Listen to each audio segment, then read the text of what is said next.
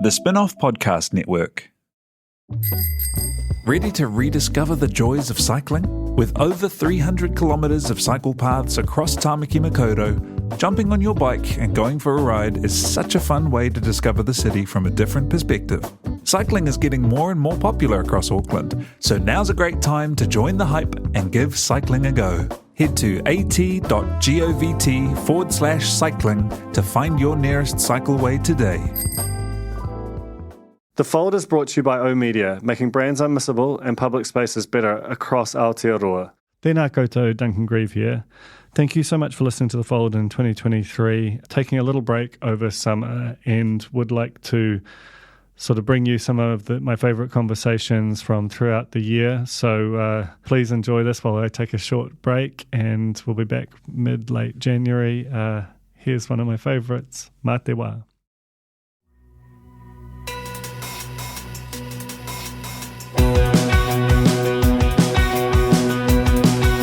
Nau mai hoki mai ki a The Fold. E mihi ne ko Duncan Grieve tōku ingoa. My guest today is Kate Lindsay, live from New York, so you might hear the odd siren in the background. This is a fold I wanted to do for a long time, certainly as long as I've been reading Embedded, which is the Substack that Kate runs, which is about internet culture and kind of particularly the kind of just the changing way that people use and relate to social media and everything that happens there. And she's just, to me, she's the best person on earth at chronicling that world, and in a way that feels very much in it rather than looking at it, if you'll allow for the distinction. Embedded comes out a couple of times a week. Like, if you're listening to this, run, don't walk to subscribe to it. It's just a very smart, nuanced, very funny perspective on that whole world. And so we basically go through, the sort of thesis that is at the heart of Embedded. We do a bit of a stock take of the various platforms and how people are using them, and the way that TikTok has got this kind of just ferocious gravity that is sort of impacting that whole world. And then we talk about the millennial pause, which is sort of, Kate's almost like a live experiment, unwittingly, where she kind of became the internet's main character for a minute there, documenting this phenomenon that she'd sort of heard someone talking about and then really became the sort of face of it, kind of against her will. And she's got really interesting things to say on that. But yeah, Kate Lindsay is, I genuinely think the most interesting and fun writer on internet culture going, and it's just a total thrill to me to have her on this podcast. So yeah, please enjoy Embedded's Kate Lindsay on The Fold. Kia ora, Kate. Welcome to The Fold. Hi, thank you for having me. So before we were coming on, I've been just walking around the office just telling people about that this is going to happen and how excited I am. And Samuel, our producer, had done some research, like a pretty cursory level, and he said, she's like a business influencer, right? Which really cracked me up. That would be, oh my gosh. If that's how I'm perceived, I need to change some things about how I'm showing up online. I think so. That's just quite a revelation for you. But absent that, let's assume that's incorrect. How would you describe your kind of peripatetic career you built for yourself? I guess just internet culture writer, but I honestly have been like dropping the internet a bit more recently, not because it's not true, but because I think increasingly there's like less of a reason to distinguish the internet. Everything in culture is kind of happening on the internet. And I think there's maybe, I found there can be like a misconception when you say you write about internet culture, just about the internet that you're writing about, like, I don't know, like memes or like some TikToker that no one's heard of. And that's true in some cases. But I think I think the stories about the internet are most interesting when you're kind of looking at them in how the internet affects everyone or how it affects humans. Like I always describe it, anyone who's like listening to me talk about this will have heard this before, but I always describe it as rather than writing about what's on the phone, I like writing about the person who's holding the phone and like what it is they're going through or thinking about or how their experience is changing. So that's a long-winded answer to say I'm just a writer. I mean, it's interesting, right? Because I think that distinction you make is really palpable in the work. Mm-hmm. You write about culture/internet culture in a way which doesn't hold it at arm's length. It's not very took to Twitter. It's very kind of like it feels like you're part of it, and the whole group of people and the platforms that you write about are there, and it's just quite a different feel to the way even now, however many years we are into like a mass kind of cultural internet. The way that you approach it is different. Was that when you came to set up Embedded? Was that kind of part of the thinking to really kind of make that the vision? Yeah, I think there were a few things going into it because like Embedded started as sort of a more traditional website. It was kind of the editorial arm of a larger sort of tech company project, and we ended up. I'm trying to find a diplomatic way for saying that they just laid us off. But that's what happened, that basically they lost a round of funding. And so sort of the sort of website project that we had created was no more. But my editor and I, Nick Catucci, were like, well, we feel like had liked what we were starting. And it looked very different at the time. But we were like, if we could really just make this exactly what we wanted to be as a newsletter, like what would that be? And I know at the time, like, Embedded's tagline is still like what's good on the internet. And I never want that to mean like super positive, cheerful, like ignorant stuff. But I felt that a lot of writing, this was still early pandemic, and there was a lot more coverage of internet and creators, but a lot of it was pretty negative in the sense of just like, oh, look what they're doing now. And so we wanted to kind of be in response to that. But I think the more human element kind of came, like I just have it's funny because I don't even think this one specific friend knows that she's kind of the inspiration for this, but she's someone who, like, whenever we would bring up what I was writing about, she would be like, I have no idea who that person is, or like what you're talking about right now. But like, she's like a teacher. She's not in this world, but I'm like, she's on Instagram. Like we interact online. And so it's like, okay, why this is someone who uses social media in a normal way. But she has no idea what it is for like the sort of typical internet culture coverage is about. Like it feels really inaccessible to her. And I was like, that shouldn't be the case if she's on the internet, which just means like I don't think we're clearly writing about such a specific niche part of the internet that isn't actually representative of like a regular user's experience. And so that kind of was the thing. It's just like, who are the people who like don't know? I mean, this is a dated example at this point, but like they don't know who Charli D'Amelio is, or they don't know who the latest like big TikTok person is. But that doesn't mean they like live in a hole. I mean, they're still very online, but just not in that specific way. And so that's kind of my thinking is like, well, what is their internet experience like? And that it often ends up being way more universal because it's something that people can relate to versus I think a lot of the early coverage was just like, look at what this influencer is doing. Aren't they bad and or crazy or and all the comments would be like, how are people getting paid? Like it was just very different than what I always felt as someone who really grew up on the internet. It just didn't represent what the internet actually kind of can look and feel like and why it's important to people.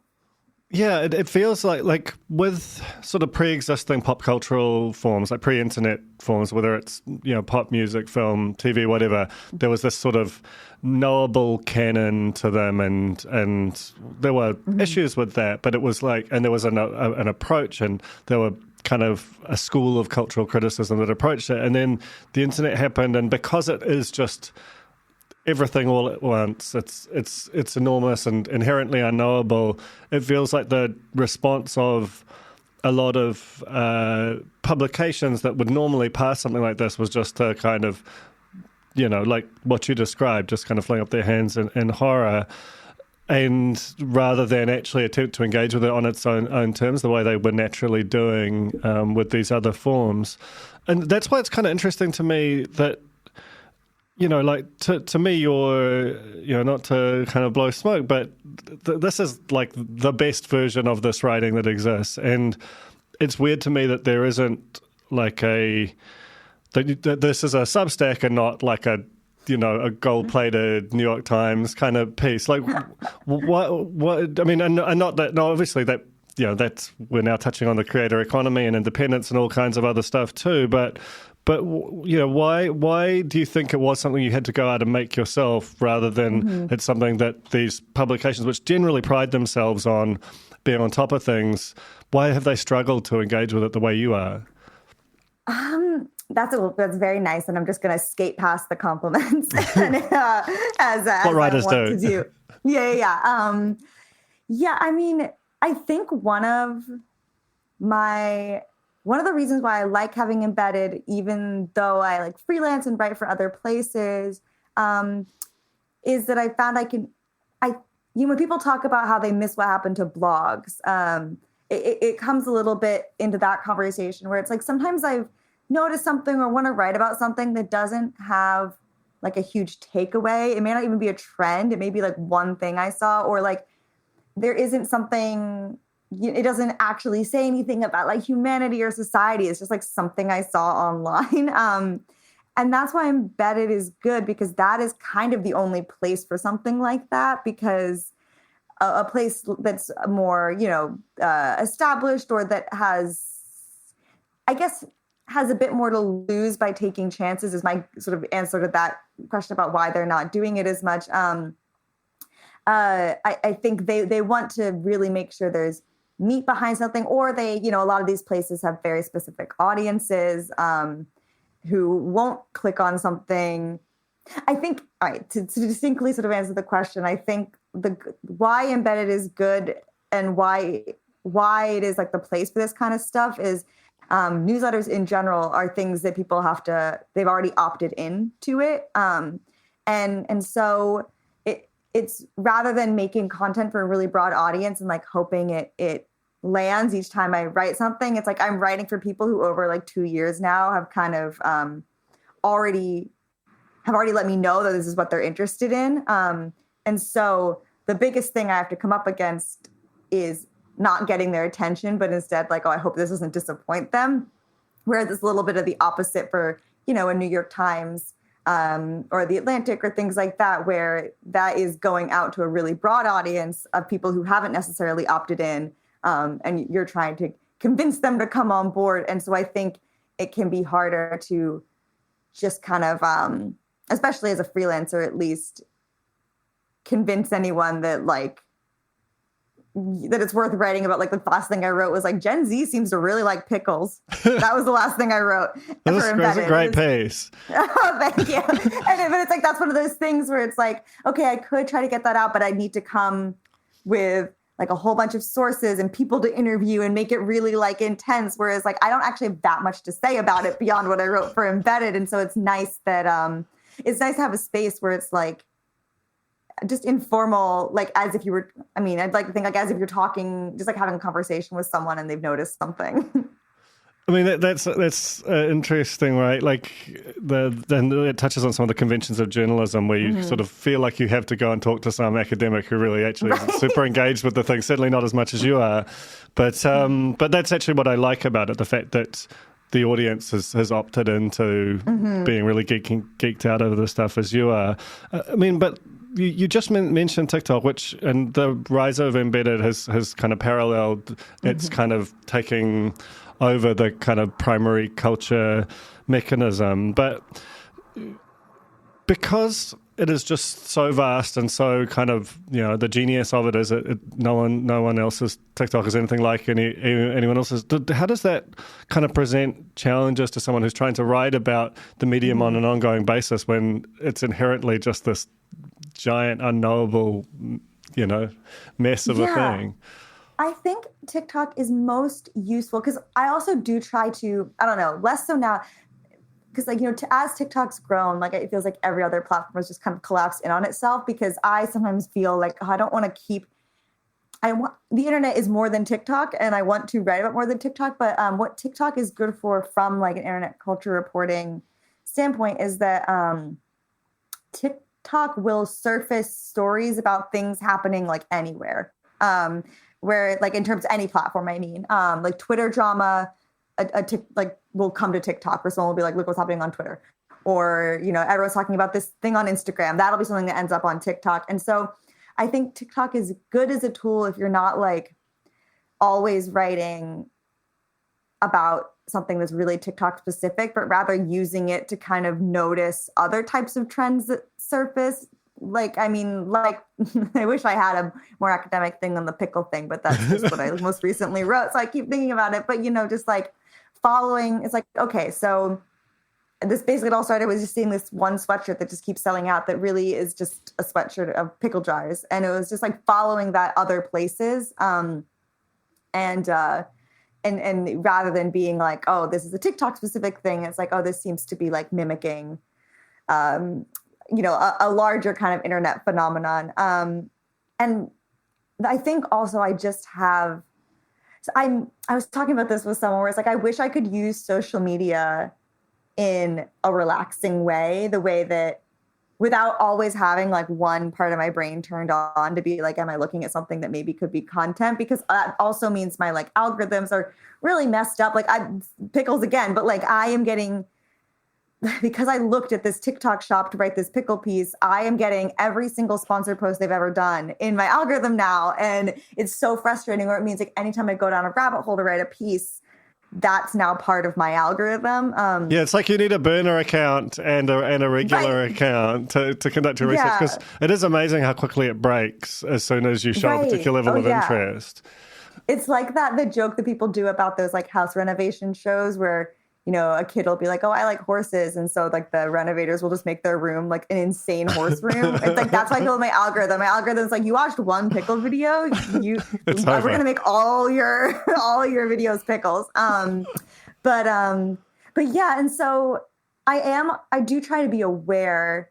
And this is why what's difficult as a freelancer, whenever I'm out of ideas, is because I have not like gone out into the real world to talk to people. Because like as much as I can say like, oh, my TikTok feed's all over the place, I am getting like just a sliver of the content, and it's not representative of what everyone is getting. And so it's really helpful. Like I'm in a group chat of some other internet culture writers, but also just with my everyday friends.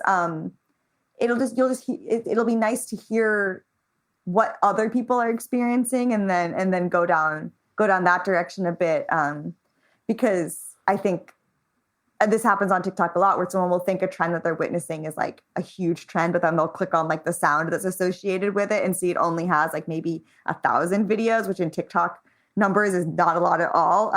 And so it can really trick you into thinking that your experience is what everyone's experiencing. And so I would say the biggest hurdle or thing I need to remind myself of is that is not true. And which is why I think I get really excited when I stumble upon something like very specific, or like a niche, not even a niche drama, but just like a niche community. Those are my favorite things to cover, because I like when people are really like purely and authentically using the internet, not to get popular, but because it's bringing them enjoyment, or it's connecting them with people that they wouldn't be connected with. Like, I think that's what made the internet so great in the first place. And it's still there. It gets kind of buried by whatever TikTok has turned social media into. No, I totally see that, and that, you know, again, like it does feel like there's been like this nostalgic yearning for glimpses of the kind of early internet sort of serendipity and optimism, and you know, Substack had an element of that at the start as well. I wonder if you'd like indulge me in, because I say, think you're so great at this, like a little bit of a state of the social nation, because so much of your writing is about the platforms, and also because TikTok has had this crazy thing where it's just kind of, its power has been so great that its gravity has impacted all of them in quite a profound way, and kind of seemingly broken some of them. But like, let's start with Facebook, the kind of granddaddy of them all in some respects, and one which has a particularly kind of moldy, sort of washed reputation. Is that earned? Like, what is going on with Big Blue right now? I don't see any reason why like what we're posting on Twitter or even TikTok like couldn't go on Facebook. But I think people are going to go to where other people are, and that's in terms of their community. For many people, that's not Facebook. For many people, that is TikTok. But like I wrote recently about how this is not a community I'm a part of, but apparently LinkedIn is having like a bit of a resurgence because of sort of this Twitter exodus. And a lot of people who are big Twitter users are now moving over to LinkedIn. And so, like I said, it's not that I think there's any one platform that's like doing something. I mean, TikTok is a kind of a whole separate beast because obviously its success is its algorithm and the culture it's created.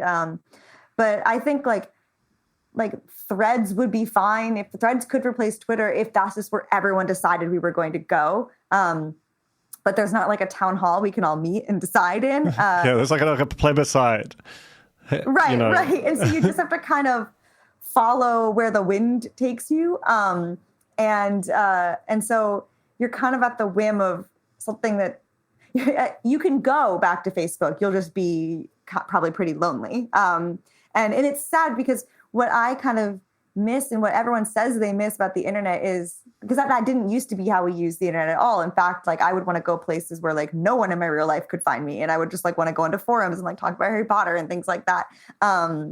But now I do think like as much as we say we want to go back to these smaller websites and smaller communities, our brains have been so trained to chase sort of the social rewards of these much bigger platforms. And I do think we would find any platforms that don't have those things, that are quieter, that have less people. I think we would find them immediately less interesting than we think we would once we were actually back there, because it wouldn't have any of that magic like addiction type stuff that is what we now need to be excited about social media. I'm trying to think of like, this isn't quite the same, a correct metaphor, but I remember like there was this, when I was, growing up, there was this playground that I loved and I thought was this like mythical, magical, perfect playground. And then when I was like a teenager adult, I'd moved away and I was like, when we came back to visit, I was like, I got to go see the playground. Like I missed the play and I should ground. And so it's just a little bit like, once you're out of it and once you've grown up and moved on, when you go back to that thing that you're like, oh, I loved this, I'm going to love it again.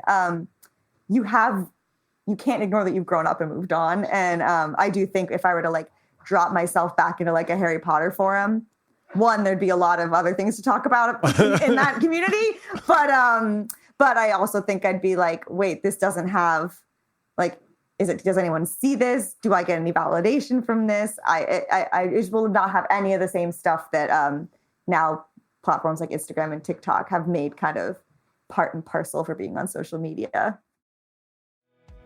The Fold is brought to you by O Media, making brands unmissable and public spaces better across Aotearoa, with over 4,000 out-of-home advertising sites nationwide across both street furniture and retail centres. I'm super grateful to O Media for enabling us to make unmissable connections with Kiwis. Skinny are helping you show how smart you are with the 1Q quiz, an all-new, super challenging and super quick daily quiz built by the Spinoff. Every Monday, Skinny are giving you the chance to prove you're smart with the Skinny Extra Credit question. Get it right, and you'll get the chance to score yourself some Skinny Extra mobile credit so you can text, call, or even video call your group chat and gloat about how big your brain is. T's and C's apply. In general, speaking of Instagram, how is that big Adam Mosseri project to sort of turn it into TikTok going, do you think? So there was, and I wrote about this for The Atlantic last year. I feel like was this last year? It was last year when that was the big make Instagram again kind of moment. Yeah. And it kind of feels like it's just stagnant. Like I know they've introduced some stuff, like the weird kind of status update type thing that they've done. If you go to your messages folder, you can kind of like basically post a 2023 equivalent of a status update. I see some people using it, but it hasn't really done anything. And I mean, Reels is still going strong, but I would say I haven't seen any like movement in it at all. I mean, I still every 30 days have to hit snooze all suggested posts because I don't want it to be serving me random content, but it only lets you do that 30 days at a time. So I still do that. That's how I know a month has passed, is I get that notification again. But also a part of me is like cognizant that I'm probably, because of things like that and others, I'm not a great reliable narrator on Instagram anymore, because I found that it was one of the platforms that like caused the most, that I had the unhealthiest relationship with, specifically Instagram stories, where I would have this compulsive like need to sort of document my day as a way of like asserting my existence, but also sort of feeling like nothing really like mattered unless anyone saw it. And so, you know, I didn't like the relationship that Instagram stories in particular like made me have with my own life, which was like one of like constantly needing to be packaged for public consumption. And so it was also like a year ago decided like I'm not using Instagram stories anymore. And I'll use it when I need to do like a call for quotes or like want to share something funny, but it's really few and far between. And so I also was like, I'm also not going to post anything personal really, other than like big life updates or career stuff on my like main feed, because similarly, I didn't like having the numeric value ascribed to just like my day-to-day activities. So I really step back and I use Instagram in a very specific way now, which means like, to me, I'm like, I'm like trying to caveat whatever my take on Instagram is as a kind of stagnant, boring place could very well be because of what I've turned it into, which is like a place that I've kept it at arm's length. But I mean, sort of anecdotally, I don't hear anyone being super excited about it. It's interesting, right? That it kind of hints at the impossibility of being like a true social media journalist, because you're trying to be normal somewhere while also... No, I struggled with that a lot, because especially on both Twitter and Instagram were my biggest issues. Like Twitter, especially during more deeper pandemic, I was just like constant onslaught of news and scary headlines. And then Instagram, I had this sort of weird performative relationship with that I felt was like I really didn't like. And I, for like about I was dealing with that for a few years and really trying to weigh, like, am I going to dive bomb my career if I step back from these things? But then it's like, am I going to dive bomb my own brain if I keep staying on them? And I was like, well, what if I just try stepping back and seeing like, and if suddenly like my ideas for embedded like all vanish, then I'll know like, okay, that's not working. But I also do think that's why TikTok has been helpful, because if something's happening on Instagram that's like actually interesting, people are talking about it on TikTok, like kind of what I was saying earlier, or same with Twitter. Like I wrote a piece a while ago about how like high school people, these Instagram accounts were popping up like dedicated to, it's such a high school thing. It would be like an Instagram account for a specific high school dedicated to photos of people who have fallen asleep in class. And like people would they would take the photo of a person asleep in class and submit it to this Instagram, and the Instagram would post it. And people would follow it. And so like very classic, my high school would have gone crazy for it. I actually looked it up and I found a version of this that my high school had done. So like, but I only found out because people were talking about it on TikTok, because someone was like, oh my gosh, like if I had this when I was in high school, like I would be so panicked, or that I was being watched all the time. But I was like, oh, that's interesting.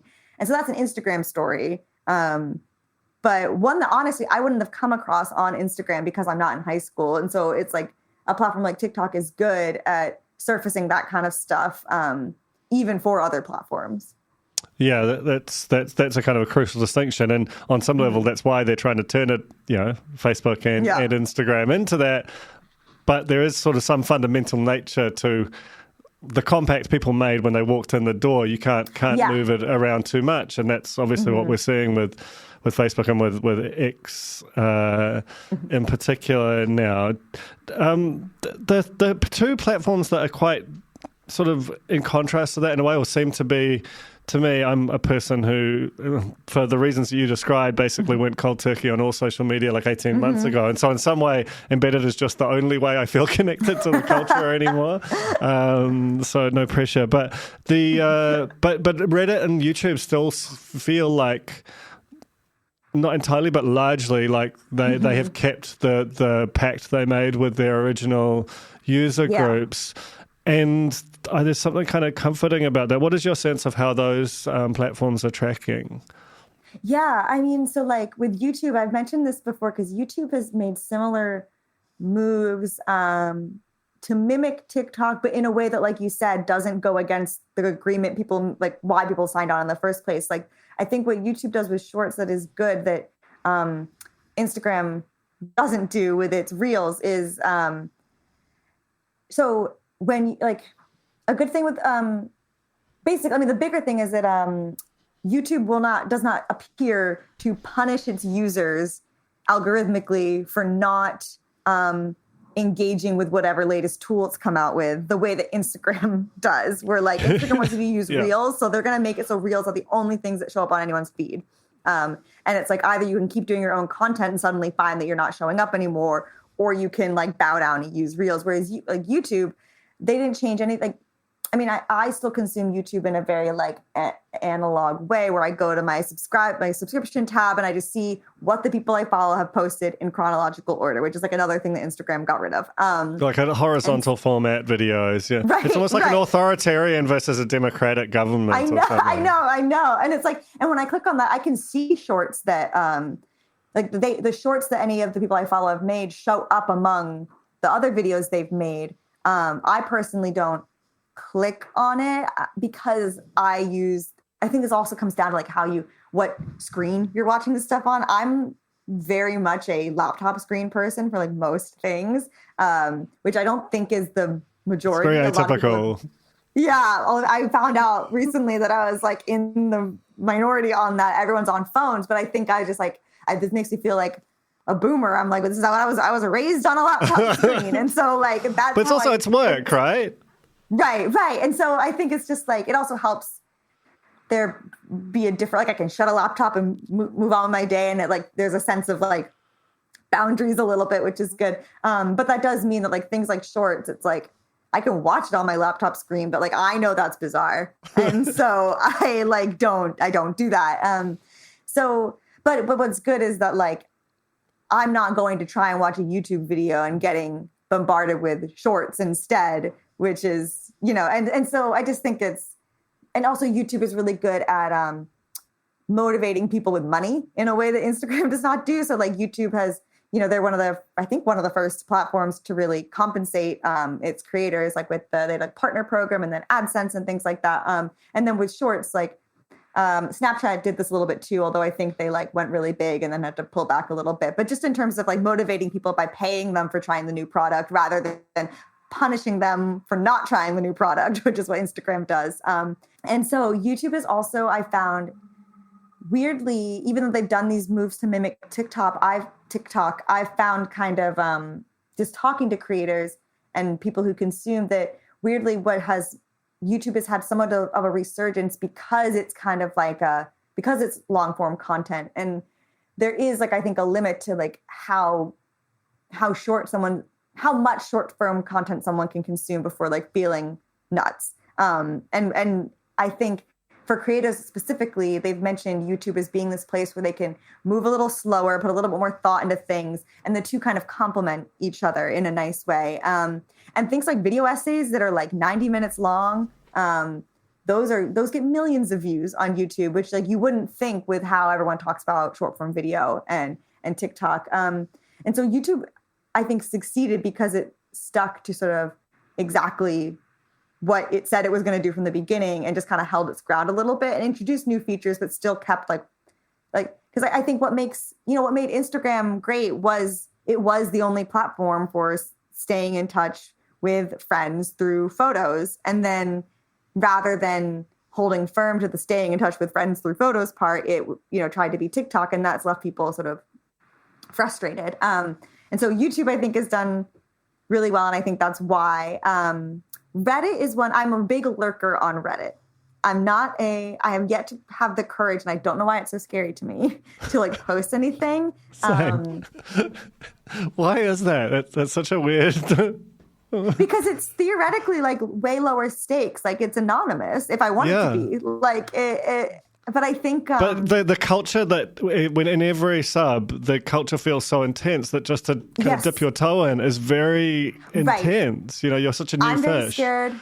I will say something wrong, right? Or and that like people will dunk on, or that I'll just like not have gotten the tone of the thing right. Because I'm in the big one that I check religiously is the Love Island UK subreddit, and I've like interviewed the moderators, and I'm always there, and everyone is so funny, and they're so funny and cool to me, and I am way too intimidated to ever contribute anything because things also get very heated. But I mean, something that was happening recently that was interesting, obviously with Reddit, were sort of the protest blackouts that were happening in response to sort of the introduction of these tools that kind of like specifically ones with like moderation. Like Reddit is so interesting because people completely unpaid dedicate their time to like maintaining and curating and just running these communities. And it is, when we talk about like what's pure and original about the internet, like it's really that. And Reddit has sort of introduced they hiked up fees for programs that were really integral to keeping those communities running, and tools that moderators were using to kind of rely on like filtering out comments that were harmful, and you know, this all the sort of general maintenance that they had to do were made easier through these tools that they were now like making exorbitantly expensive to use. And so Reddit, and I think Reddit will still, like, you know, Reddit's certainly not going to like fall apart because of that. It does not so far, no huge meaningful change in terms of like acquiescing to moderators' demands, if I remember correctly, has really happened. It's just, you're just going to notice, I think, there was some like an exodus of some moderators. And I think the thing that people will notice on a day-to-day level is maybe just the gradual decrease in like quality of some of the communities they're in. But I think Reddit has similarly remained because it is stuck true to what it is, and it's just a place people want to go to talk about either very broad or like very niche things, and just like talking to each other online is like how this all started. And that, you know, that's honestly when I was like, okay, I don't really want to scroll Twitter anymore because I don't like what it's becoming. Reddit is where I went to. And you know, it does have a lot of the sort of same content as Twitter, but just I say sometimes a bit more thoughtful, sometimes a bit more angry, sometimes a bit crazy. But I do find it's a good place if you want to, especially from like a writing standpoint, just like understand a community. It's so easy to go to Reddit. Plus, I can't believe it took me this long to get to how like it is the best for searching for like a problem. Like, so, like I was trying to explain this to my parents because they didn't understand why, you know, when it came to like, we were talking about sort of pets and vet stuff. They didn't understand why people would trust like a person on YouTube or whatever over just like calling a vet or like a doctor. And it's like, well, one, that costs money, but two, like when I have something an issue, I can Google the symptoms and get like a website with like all these things it could be, but that like I don't know if and that they don't know who I am and I don't know who they are, and so they're like, it's very vague advice. Whereas if I Google the same exact thing that I'm dealing with my cat and then Reddit, there's threads and threads of people with the same problem talking like way more like, you know, I can trust it because I can see like their like human experiences with it, which are much more accessible to me. I can see pictures, I can see what it looks like, and people throwing in a lot of advice. And it's a really great tool for if you're dealing with something, finding other people who have been through that exact situation and seeing the discussion about it. It's so helpful. Yeah, and it archives properly in a way that other sort of social platforms just kind of let it vanish. So we've been talking a lot about at the sort of macro level how they're tracking, and I'd like to just kind of zoom right the hell into like a singular experience, which is where you kind of very briefly and seemingly traumatically became the kind of main character for a minute with the with the millennial pause, yeah. which I'm sure you never tire of talking about. But can you just describe what happened and how it felt? Because it seemed completely insane as a reader. Yeah, so the millennial pause was, it's something that I didn't coin it. A creator named Nisa, who's really great on TikTok, made a video in like 2 years ago, maybe, that kind of commenting on, because Taylor Swift had just joined TikTok, and Taylor Swift made a video and there was a little pause before she spoke, and Nisa stitched it and was like, it's so funny to me that even Taylor Swift is not immune to the millennial pause before you start speaking type thing. And I thought that was so interesting. And I just kind of like wrote it down, and nothing really happened with it for a while. And then I first wrote about it a few months later, just for Embedded. I was like, it was one of those days where I have like such a notes app of things that I could write about. And I was looking through and I was like, oh, I'll write about this millennial pause thing. And that's not the thing that went viral. I wrote about it, and then I was also working at The Atlantic at the time, and an editor saw it and was like, would you want to turn that into kind of a larger piece about millennials on the internet? But the hook was the millennial pause. And I had to this day, I cannot tell you what happened, because I was like, I just was like, I remember thinking like, I hope my first story does well. And I was like, I don't know if it will. And it came out, and I don't even think I noticed necessarily the first day anything was happening, but I made a TikTok just kind of running through the points of it, posted it, and I made TikToks before and they did like fine. But I remember like after like 10 minutes or so, I checked, I was like, I wonder how it's doing. And it was at like 10,000 views already. And like really, and I was like, there's something different is happening. Like the algorithm really does, like I could tell it had gotten punted onto some trajectory that I'd never experienced before. And I was seeing all the comments come in. It was so well, but honestly, I was like, okay, this is overwhelming. I'm glad it's resonating. I'm gonna, step back.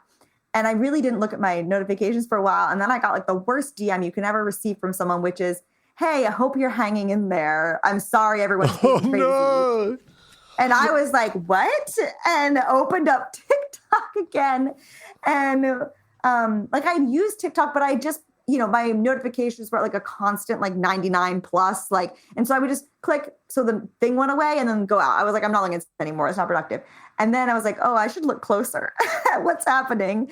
And at that point, the discourse in the comments was wild. I had so many people like stitching the video. I did not watch really any of the stitches because I don't know why I can deal with a mean comment, but seeing a face be mean about me, I was like, I can't handle this. This is my own millennialness. I was like, I can't do it.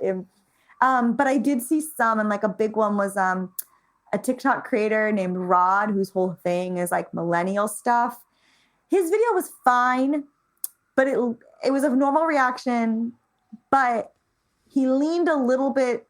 Basically, millennials took this very personally, and I'm a millennial, and in a way that I did not anticipate, because it literally doesn't matter. I thought it was just like a funny thing, and I was genuinely shocked by how many millennials felt like that were accusing me of hurting their feelings in a way, like genuinely were like upset, and like I was accused of bullying and ageism, which is also like, this is a whole other thing. It's like, I didn't say any of this to you. I reported that other people are saying this, but TikTok has a real way of like collapsing all that, and they just see a face, a person saying something, and they're like, you did this. Because that's the biggest thing that'll happen anytime I post anything.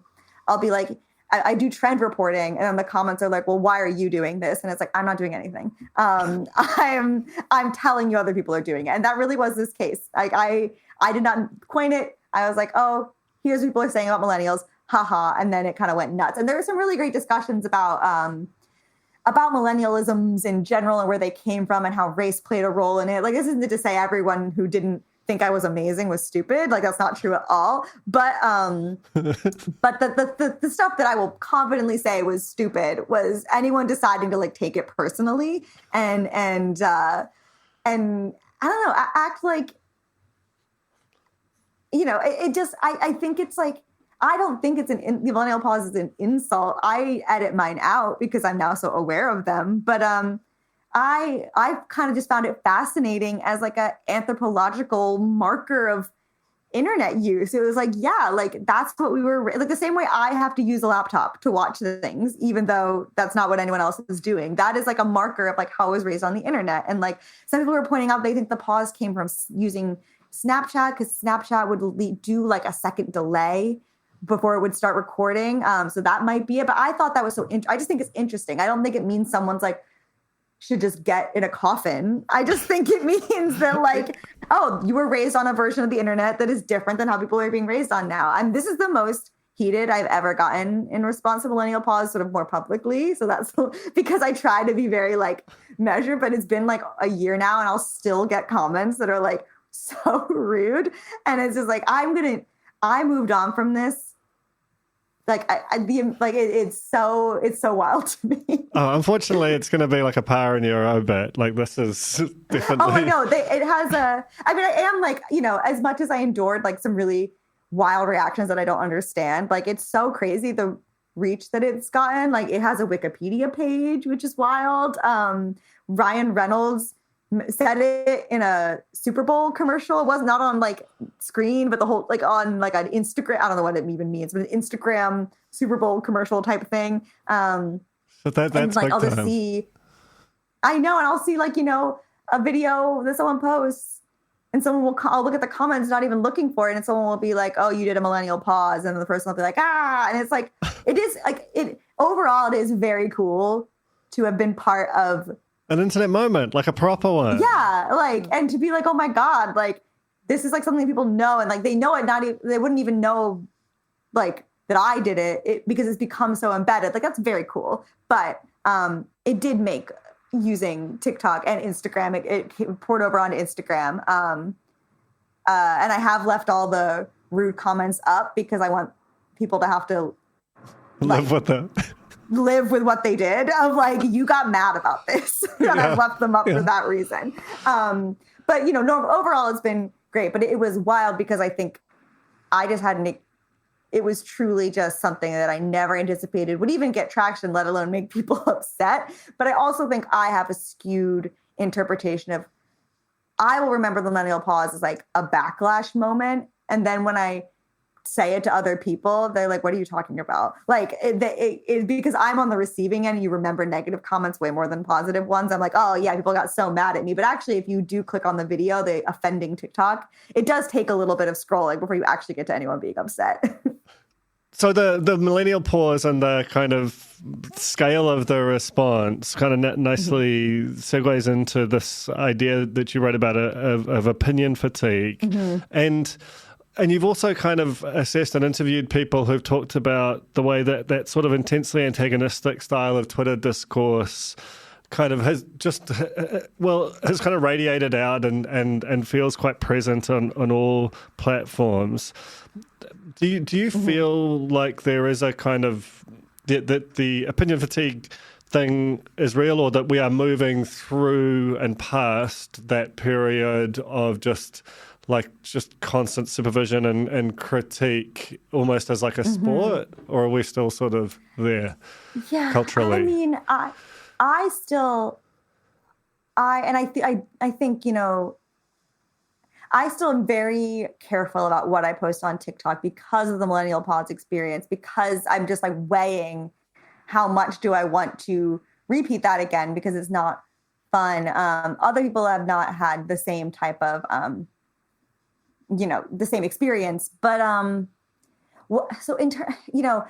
think there are people, it really depends on the individual person, because I think there are people, like I was cognizant when millennial pause was happening that if I wanted to, I could really harness that moment and take it somewhere. I could have made another video and I could have built off it in a way that I was not comfortable doing because I didn't like how the attention was making me feel. But there are people who do like how it makes them feel and are able to sort of take that moment and take the backlash, and they are inspired to do more with it. And that will, that's not going to go away. Like everyone is not just going to wholesale stop talking just because some people it's one of those things where it's just, I think there are people who have reached their limit and that's interesting, but I don't think that means everyone's going to stop sharing. What I do think is actually changing is people's general exhaustion with, I found that recent sort of, I wish there was a better word than cancellations, but recent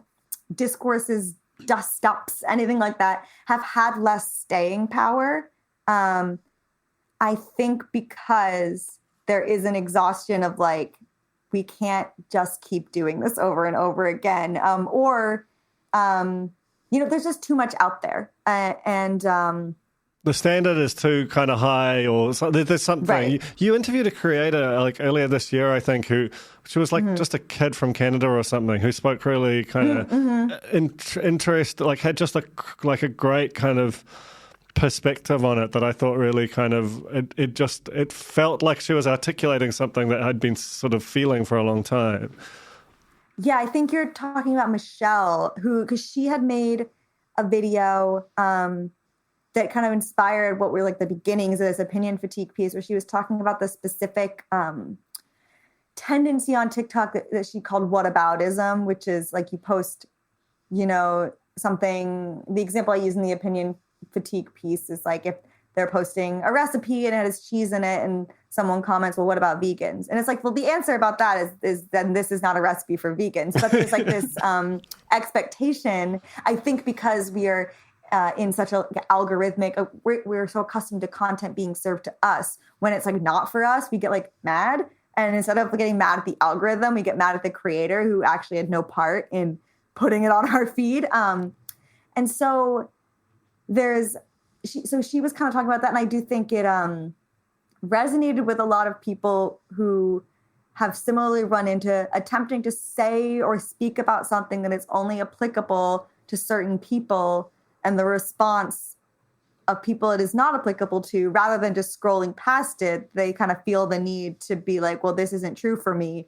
And it's just like a lot of things aren't true for everyone. And I think it's less a symptom of people being like more annoying than they used to be or more sensitive, but I think it's just more, there's so many of us in the same place. And so we've never really had all these different experiences kind of clashing together before. And the larger audience you have, the more you're going to say something that certain people are not going to resonate with or agree with or identify with, because it's impossible to create universally for an audience of everyone, which is kind of what TikTok is. And so it's less that I think anyone has changed, but more we're feeling the consequences of just putting everyone in a room and then trying to like create some kind of order. And it's just, we're never all going to agree on one thing. That's like kind of the point of society. Hey, that's a super great place to end it. And I've enjoyed this so much. I'm just so obsessed with the newsletter. I think it's like the best. Oh, thank you. The best thing on the internet. And just really appreciate you making the time.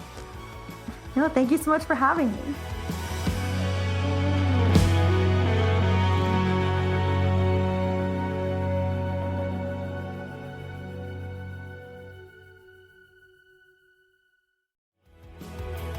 That was The Fold, brought to you by our partners at O Media, making brands unmissable and public spaces better across Aotearoa. Huge thanks to O Media for sponsoring this episode of The Fold and enabling us to make unmissable connections with Kiwis.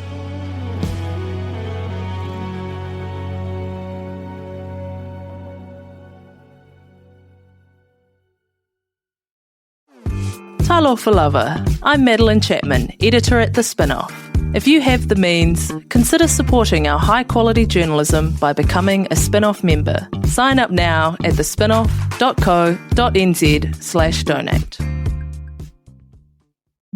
The Spin-Off Podcast Network.